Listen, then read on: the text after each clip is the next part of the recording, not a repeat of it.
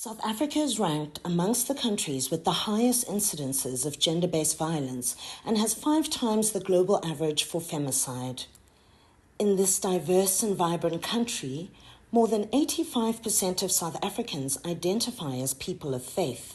The influence of religion extends deeply into their lives, shaping values, beliefs, and attitudes. It is this profound influence that holds the potential to transform social norms and address the scourge of gender-based violence. When we look back to the history of South Africa, and particularly apartheid comes to everybody's mind, and now in a democratic state, we wonder, how did apartheid disappear? It was a moment, a kairos moment, where all the religions came together and agreed on common beliefs.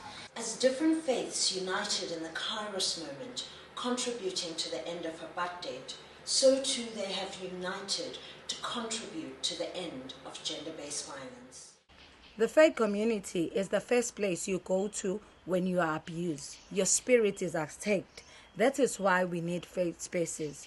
Together, the Faith Action Collective and the We Will Speak Out South Africa Coalition aim to grow an effective faith movement comprising faith-based organizations and individuals working together and in our own spaces to create a South Africa free from gender injustice and gender-based violence. This we have begun to achieve through a widespread interfaith campaign in which we united people from 8 different faiths active in South Africa to learn from one another and work together. At the heart of this campaign lies a joint statement of commitment crafted by scholars and activists from diverse faiths. In this statement, we acknowledge our shortcomings. We looked at values that are shared and core to us all. These are love, oneness, equal dignity, peace, justice, and mercy. But then we also acknowledged the differences of understanding, and we made space for that. And then courageous conversations took place, where we were able to honestly and deeply engage and gain deeper insight and clarity by asking questions, by listening some more.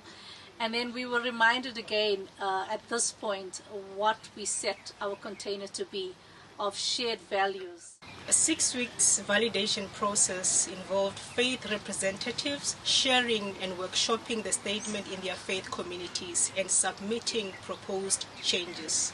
This led to draft 3 summary and full versions were both launched, and the summary statement was signed at the summit.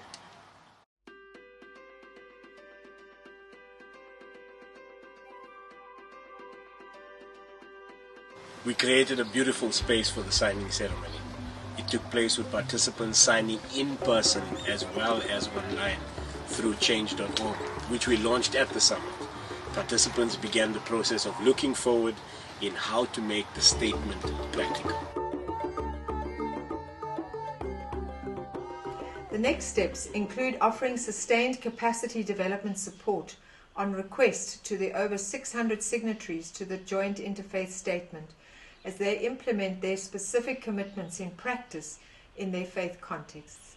A key initiative is the innovative and holistic 10-month Faith Leaders Gender Transformation Program.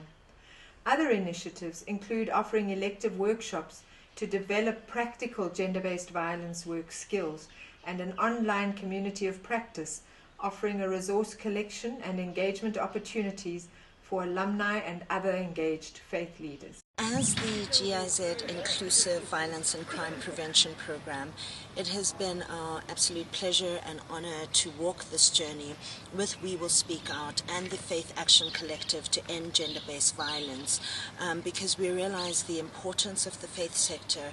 We have understood the extraordinary work that they have done to get this far, and we look forward to seeing their further contribution in the fight and the journey to address gender-based violence in South Africa.